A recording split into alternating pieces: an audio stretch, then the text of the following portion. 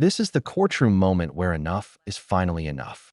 Anthony Mendoza, on probation for his third DWI, faces the final gavel drop after a long string of violations, missed programs, and alcohol relapses. What happens when a judge gives chance after chance, and you still blow it? From denied rehab orders to a shocking arrest in Houston, this is a legal roller coaster packed with emotion, defiance, and one explosive final ruling.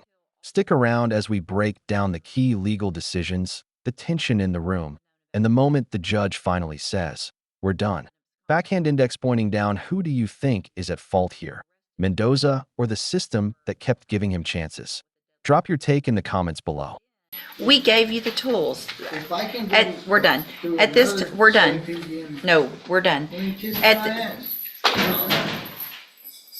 Good morning. Are you Anthony Mendoza? Yes, ma'am. And Mr. Mendoza was previously in court and entered pleas of true to counts 1 through 13 in a motion to revoke probation.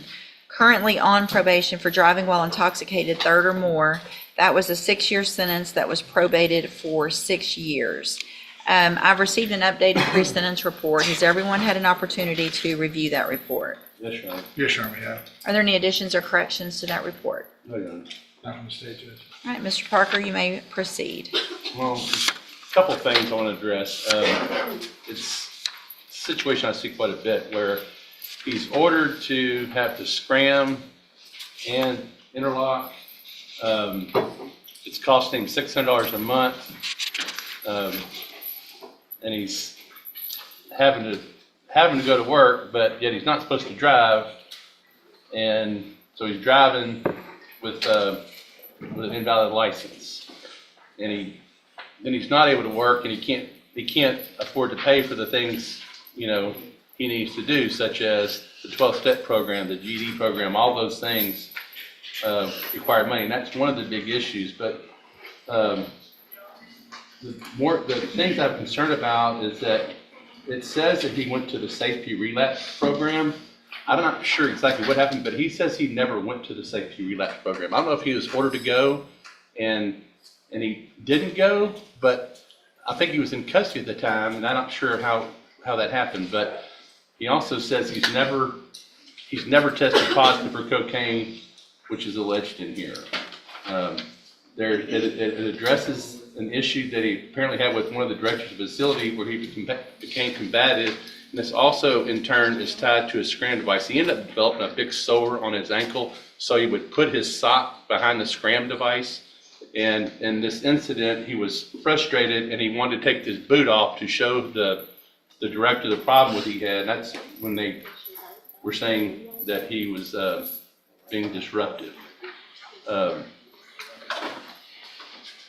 He has no other felonies, Judge, and he wants opportunity to go back he wants to complete his probation. He wants to do the safety relapse. I'd like to hear what they say of what happened with that, but I'm sure there's an explanation, and I think you'd also like to address the court, Judge. Well, let me first make sure I've got the timeline, because it appears that I see that safety he completed and then was placed on zero tolerance in the high-medium caseload. And after that, there was an issue where he was testing positive, again, for alcohol and cocaine, which I understand he denies the cocaine, but that's what this alleges. And in October of 2022, I'm assuming through an administrative hearing, was granted relapse safety. Yes, ma'am.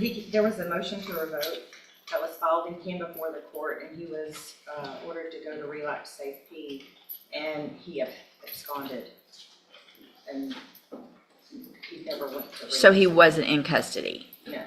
Okay. And then, so we didn't see him again. And here's where it all comes crashing down. From October 2022 to August 2023, Mendoza is completely off the radar, a textbook absconder. It isn't until he's arrested for aggravated assault with a deadly weapon in Houston that the court even hears from him again. That's not just a missed check-in. That's a felony arrest during active probation. The judge's tone shifts immediately here, and rightfully so.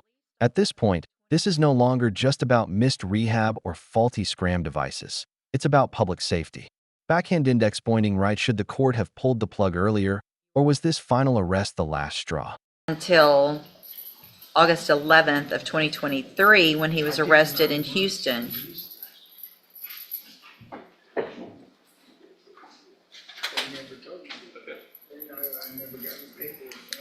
So here's the thing. Whether you probably didn't get any paperwork, come up here to the front, in the middle here. From at least October of 2022 until August 11th of 2023, you wouldn't have known about anything because you quit going to probation. You were an absconder. And the only reason we found you is because you were arrested in Houston for aggravated assault with a deadly weapon. And then in May, we get you back here and you were sanctioned to 180 days in jail.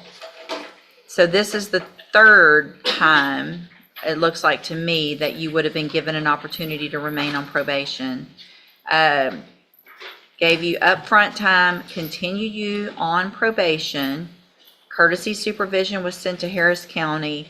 And then we have the scram device issues still, alcohol violations, interlock violations, aggressive behavior, ongoing alcohol use. So if you didn't do the relapse safety, it's not anyone's fault other than your own, because if you didn't know about it, it's because you weren't going to probation. Mr. Nichols? Judge, I think it's pretty clear. He was put on zero tolerance a couple of years ago, and here we are on the second time. Third. Multiple times. Yeah. And I don't know what else we could do. So obviously I agree with the probation department's recommendation for revocation. I think he's had more than enough chances, Judge. In fact, there's just one thing I want to make the court aware of. If I can call Ms. Martinez real quick. Yeah, sure. Ms. Martinez, would you please raise your right hand? Do you swear or affirm the testimony you're going to give in this hearing will be the truth, the whole truth, and nothing but the truth, so help you God? Thank you. Go ahead. Ms. Martinez, you were the supervising, well, Ms. Mendoza was on Harris County supervision, correct? Yes, sir. And you were the Jefferson County officer responsible for monitoring, is that correct? Yes. And back in October, when he started having these violations and the warrant was issued, did you advise him to turn himself in? Yes. And what was his response to you? He had responded with an email that said, "Ha." That was his only reply to you? Did I ask you to print me out a copy of that? Yes. Showing you what I marked as Exhibit 1 for purposes of this hearing. Is this a copy of the email with his reply to you? Yes. I'll tender to the defense attorney, Your Honor. Okay. Tender to the court. For purposes of this hearing, I offer State's Exhibit 1. It's admitted. And is that pretty consistent with his level of cooperation and attempts to provide probation while he's been supervised? Yes, sir. Let's pause on that email. That was Anthony Mendoza's one-word response to his probation officer's request to turn himself in. Not a denial, not a promise to comply, just, In courtroom terms, that's the equivalent of laughing in the face of due process. You can feel the air shift here. The prosecution immediately uses that response to characterize Mendoza's entire attitude toward probation: flippant, unbothered, and uncooperative. Speech balloon, be honest. If you were the judge, would that one-word reply have sealed the deal for you? Let us know in the comments. No questions, Your Honor. All right, any questions? Just a couple. I want to clarify on the relapse program. You said y'all came to court on motion to revoke. Is that my understanding? Yes. And so the safety relapse was ordered by Judge West, Yes. and he was here. The defendant was here. Mr. Mendoza was here that time. Yes, sir. Well, wouldn't he have been taken into custody? Let me make sure, because I wasn't supervising. Okay. Okay. It looks like the hearing was completed over the phone. Okay, wait, he wasn't on here. It was over the phone with the supervisor at that time, due to him residing in Houston. He reported he had a lack of transportation to report back to the hearing at that time because he had tested positive for alcohol and cocaine. The supervisor had recommended complete relapse safety and issue a warrant for his arrest. So he was made aware at that time that he was going to have a warrant and we were requesting relapse safety. I have no further questions of her, Judge. Right, anything I have no else? other questions for Ms. Your Honor. Martinez. Thank you, Ms. Martinez. I think he wanted to address the court, but we never did because we Sure. talked with her. Go ahead. Would you like to tell the court? Do you want to tell the court? Y'all saying I went to safety twice, I never went. Nobody's saying you went to Safety twice. We're saying you went to You're saying Safety. I Hold on, absconded? don't, listen. I'm gonna let you talk, but don't talk over me. We're saying that you went to Safety and then that you were ordered to go to the Safety relapse, but you never came and turned yourself in after that phone call where you were told that there was to be a warrant for your arrest. So no, you never went to Safety relapse. Go ahead. She said I was supposed to turn myself in. That was after I did the 9 months where felony assault got dropped to a misdemeanor terrorist threat. Mm-hmm. So when I was here, y'all let me out. And then I was trying to work and they kept saying that I was messing with the scam device. Okay, So I was actually at work when she sent me the message to my phone. And I was trying to work and trying to pay, for the devices and stuff, since they were violating me for the operating my truck without court permission. mm-hmm, So that's when I just didn't turn myself in. right. So did you respond? Is that email, that was Yes, what, ma'am. that's what you thought about all that? Yes, ma'am, I did actually say that. You thought that was funny? It's because I was agitated and I was taking lunch at work, and I was trying to, do things, trying to make money to take the classes, but with being on the scam device. Well, you had money to buy alcohol. You hadn't, because you kept drinking, because you kept messing, I mean, Mr. Mendoza, you have been given so many opportunities on this probation, and I understand that those things are expensive. However, if you had at any time stopped testing positive and having blood alcohol readings that were positive on those things, then you could have eventually gotten off of those. I don't keep people on those for very long. But the reason we had to keep doing it for you is because you kept drinking. You kept messing up. And so you don't get to say, I kept messing up. I mean, seriously, you got the initial probation in 2021. You got you got SafeP, you got some upfront time because of the Harris County issue, didn't revoke you, haven't revoked you, 3 times haven't revoked you, and here we are with all of these violations. Through the TDCJ program, I was doing what I needed. The only time I had issues when I had the foot problem that I got from the halfway house.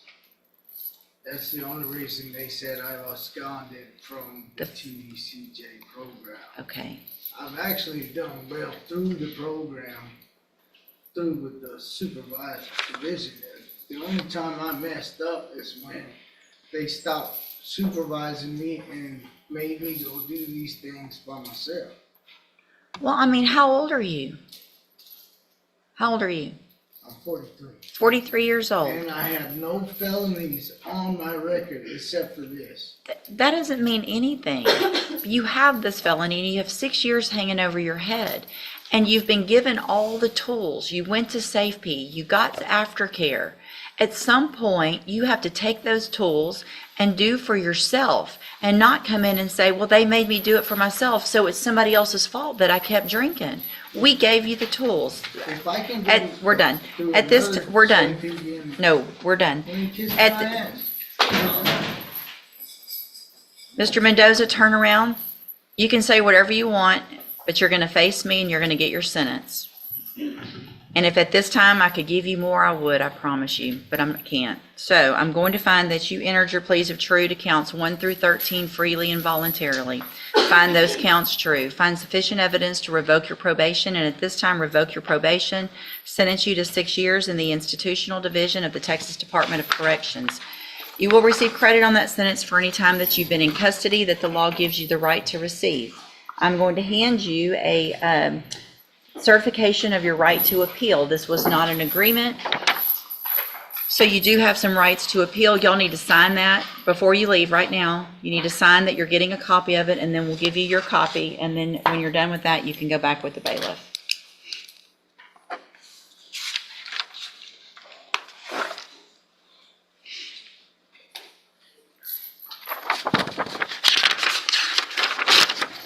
There you go. That was a first.